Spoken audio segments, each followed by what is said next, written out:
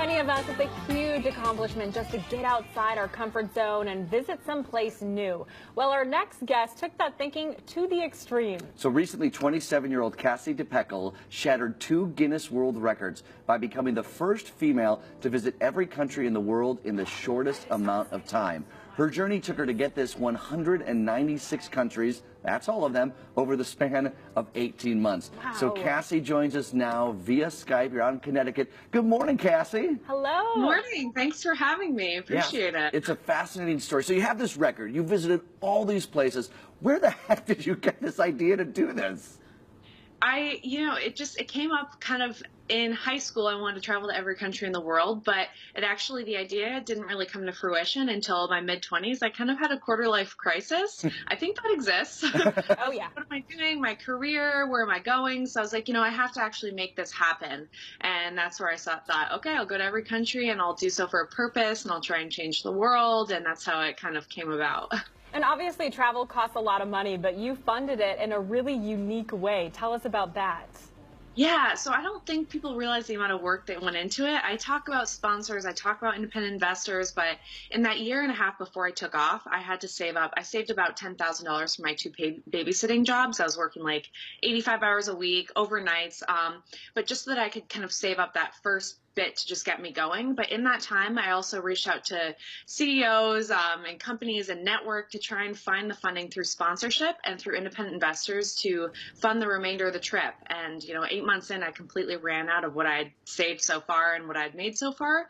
And so I had to kind of go back home and regroup and figure, okay, I'm going to have to focus on financing this throughout, like every single day. I'm going to have to continue to reach out to companies for sponsorship. So it was no easy feat. It was definitely really challenging, but worth it. And quickly, what was the grand total of how much it was?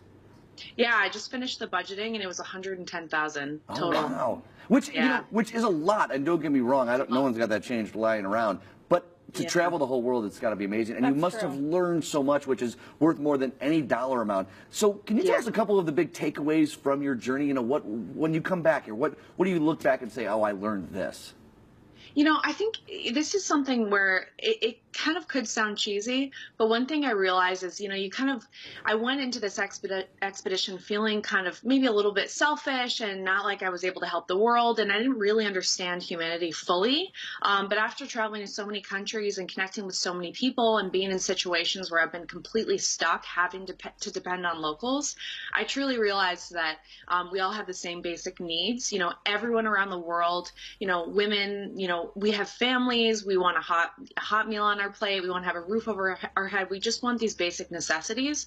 And once we can kind of realize this underlying foundation of humanity, we can learn to respect each other a little bit more and be a little bit more kind of open-minded as well to learning about new cultures and religions and everything like that.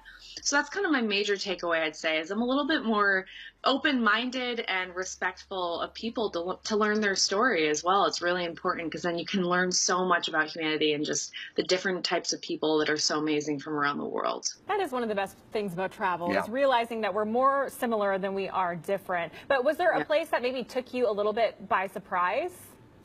There was Pakistan, I think, most recently. There have been a lot of situations that I've been in and countries that have proven to be really surprising, but most recently it was definitely Pakistan. I like to talk about Pakistan because it kind of has this certain image in the media. People think it's really dangerous and they would never go there, but it's a place that I always wanted to go. And for some reason, I never believe it to be true, that the danger factor of all these places. And it's like when I arrived there, I went to Karachi, Lahore, Islamabad, and I was really just taken into the arms of the people there. They're so smart, they're so kind, the food is amazing, different ecosystems. I felt completely safe and fine, even like walking around on my own. I didn't have to cover up like I did in Afghanistan. And so it was a really, really beautiful experience in Pakistan, and I go back there in a heartbeat. Okay, so enough of the positivity, because there always are things that go wrong with traveling. We don't have time for like the whole detailed story, but I bet you have one story that it's like, oh God, I didn't even know what to do. What happened here? Mistakenly, I'm going to bring up Cuba. As an American, you have to bring cash. They don't accept debit cards, credit cards, PayPal, anything like that.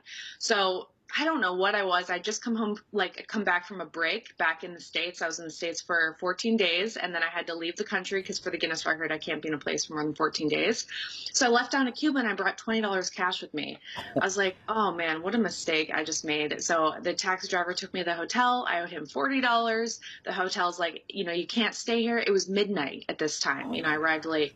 They're like, you can't stay here. You have to be able to pay us with cash. And I was like, oh my God, I'm in this situation where I'm literally on the streets. I walked outside. I was on the side of the highway, just sitting there. The taxi driver came up to me, and I know some Spanish, so I understood. He said, like, I have 3 daughters. I would hate for them to be in your situation, so you can come stay with me for the night. And I'm like, wow, like what, he doesn't even know me, and I'm sure he doesn't have any bad intentions, because I'm telling you, people just want to help a brother out, or help a sister out, What an incredible story. I love how I said enough of the positivity, and then we get up with the most heartwarming story ever from Sue. That is so wonderful. That's incredible. Yeah, it really worked out. That could have been bad. Well, I know. So yeah, and his wife just like ended up making her bed for me, and I woke up and I saw her laying there on the kitchen floor sleeping on this little foam pad.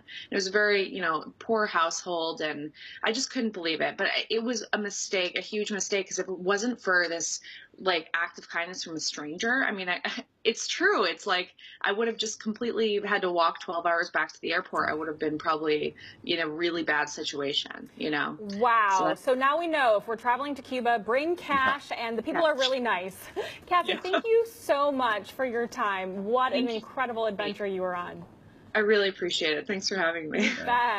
Well, to keep up with Cassie, check out her website, CassieDePeckle.com.